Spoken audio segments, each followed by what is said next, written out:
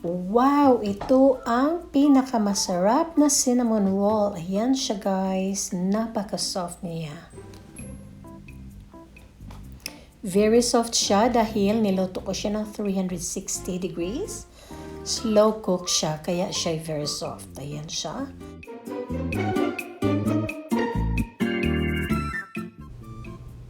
Bigyan natin ang anak natin at ang highness guys. Come on sweetie. Get your plate.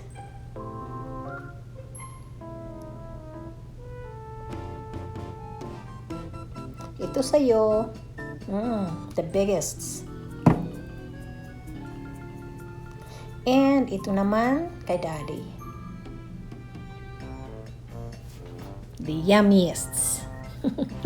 Yummy naman yan lahat eh. Sa ating cinnamon roll, gagamit tayo dito ng sour cream. Pero pag wala kayong sour cream, pwede naman si plain yogurt. And then sa milk naman, pag wala kayong fresh milk, pwede gagamitin ninyo ang condensed milk ba dyan? Basta 1/2 cup lang. Or powdered milk, lagyan ninyo lang ng boiled water. Magiging milk na siya. And then sa ating flour naman, ay 4 cups ng flour and 3 teaspoon of yeast.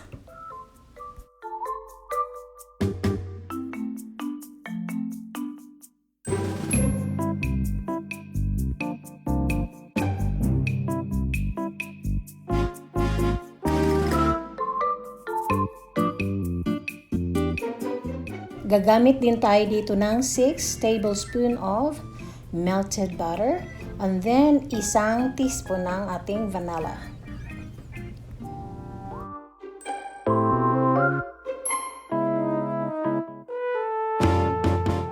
Ang ating cinnamon dito is sprinkle natin siya sa ating dough before i-roll natin.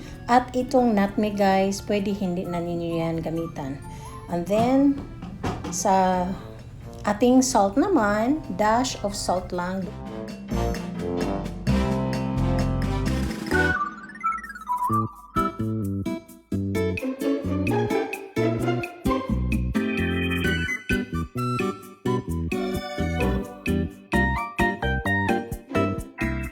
Hindi pwedeng cinnamon pag hindi matamis. So, ang gagamitin natin dito is 1/2 cup of white and 1/2 cup of brown sugar.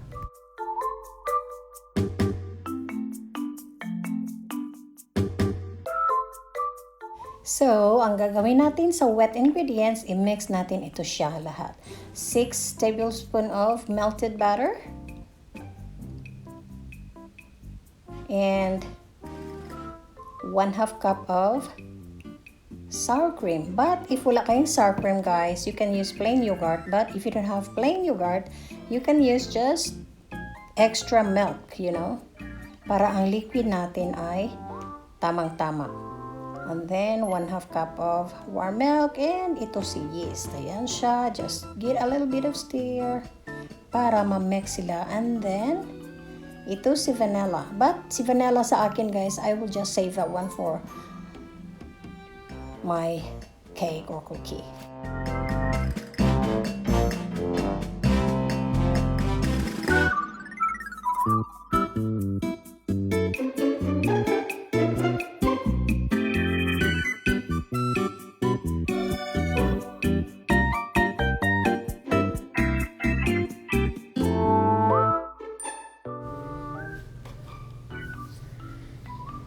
Sa ating dry ingredients naman, diretso na natin siya measure and ilagay na natin siya sa ating mixing bowl. Ayan siya, mga dry ingredients.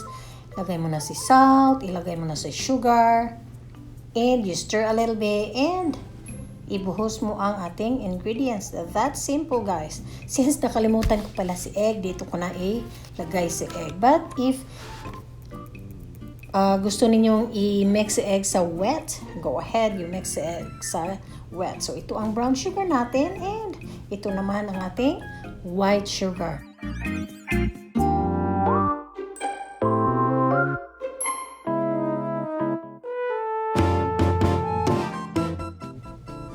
Nakalimutan ko pala si egg sa ating wet ingredients na i-mixed. So, dito ko na lang siya i-mixed.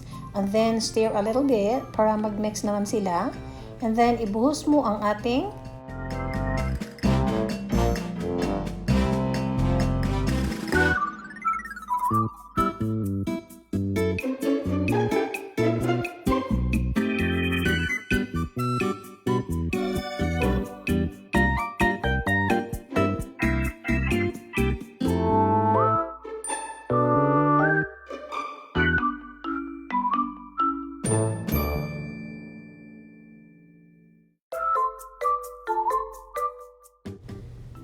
Huwag ninyong tagalan mag-mix, mga 2 to 3 minutes lang siya. Basta hindi na siya didikit sa side and then wala na yung mga dry ingredients niya, pwede na ninyo siyang kunin.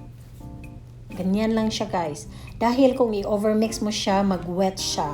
So ito, I'm sure na meron pang mga crumbs sa ilalim ng mixture natin. So ayan siya, wala na siyang nag-stick sa side. Ready na siyang kunin. Yeah, mga 2 to 3 minutes o mga 2 minutes, maybe 2 minutes under.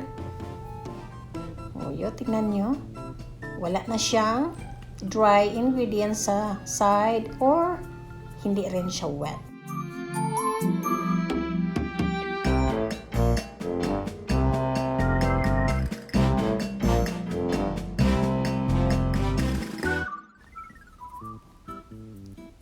Oo, maraming crumbs. So, ang gagawin natin, i-knead natin siya hanggat ma-mixed sila lahat. And then, ipa-rice natin siya ng 2 hours.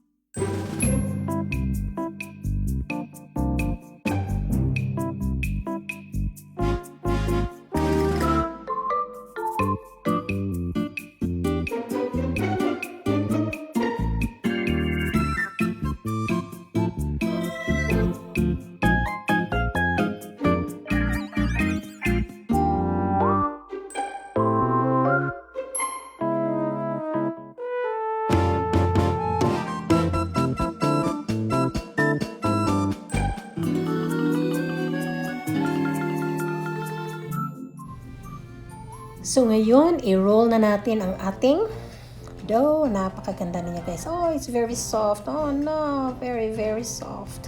So, ayan. Perfect ang ating dough. Ang gagawin natin, i-roll siya. Para dito na natin i-sprinkle ang ating cinnamon and sugar.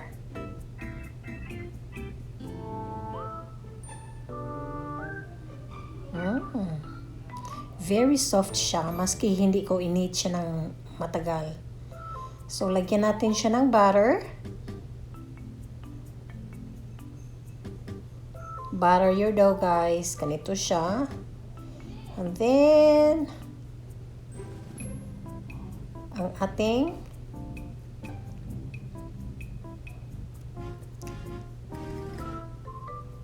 sugar. And ang ating cinnamon.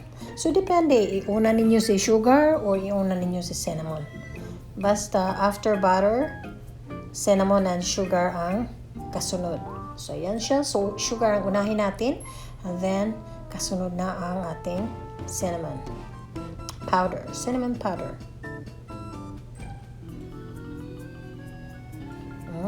Excited na akong kainin ito, guys. Napakasarap.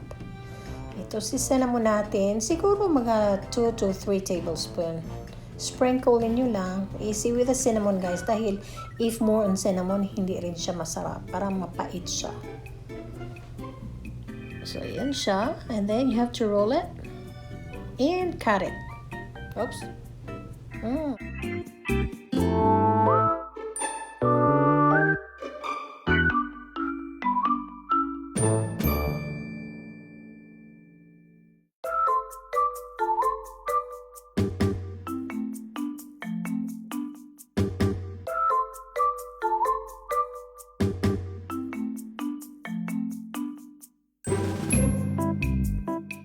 So sa ating second rising, ilagay mo siya sa pan na para ready na siya iluto. Cover it and leave it for 30 minutes para mag-alsa siya, or you put it inside the oven, pero huwag mo na siyang i-cover and leave it there for 20 minutes for 200 degrees temperature. Ayan siya para mag-rise siya, guys. And then, you raise your temperature to 360 para iluto ang ating cinnamon. So, ayan, enjoy my cinnamon.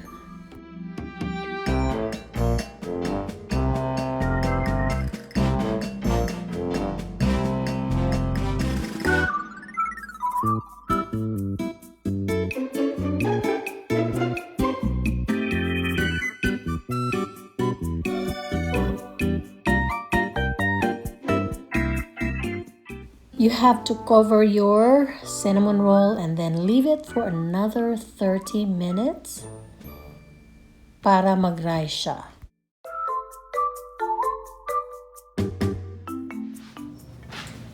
So, ito na ang ating cinnamon roll. Ang ilagay natin dito is sugar. So, ayan siya, guys. Kung sugar lang siya, either i-sprinkle nyo ang sugar. Pero sa akin, gusto ko yung sugar na. So, itong sugar, ang powdered sugar, guys, you have to adjust the water slowly.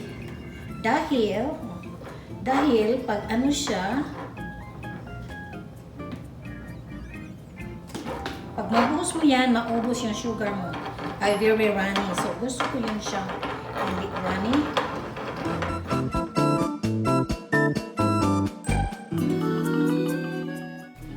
Kunti lang ang sugar ko dito, siguro mga 3/4 cup or 1 cup, and then you add 2 tablespoons of water. Pero I don't know, guys, dahil hindi ko siya na-measure. Itansya ninyo lang. Kung gusto ninyo ng very runny or thick siya, depende na sa inyo yan. Pero huwag nyo ibuhos kaagad ang tubig, otherwise maubusan kayo ng sugar dahil ito siya napakadali niyang ma-melt. So, yan siya. Either you sprinkle the sugar or gagawa kayo ng sugar glaze.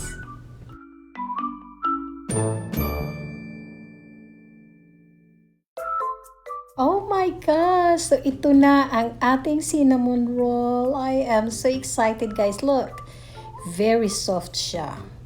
Perfect talaga ang aking cinnamon. So, try making the cinnamon, guys.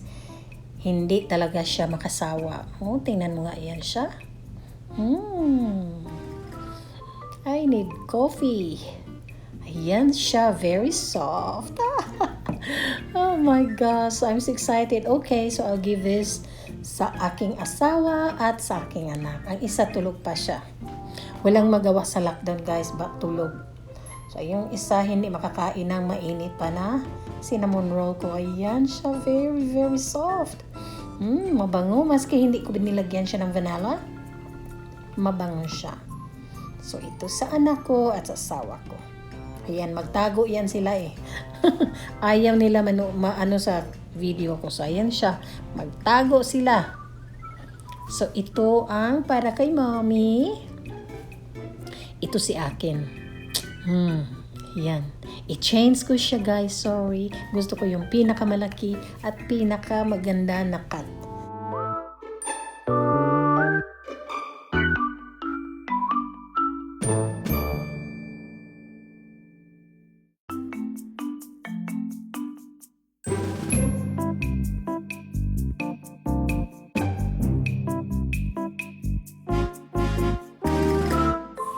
Yeah. So guys, this is my very yummy, moist cinnamon roll. I cannot wait to have a big bite. Oh my gosh. This is the best cinnamon roll. It's very soft. This is with sour cream.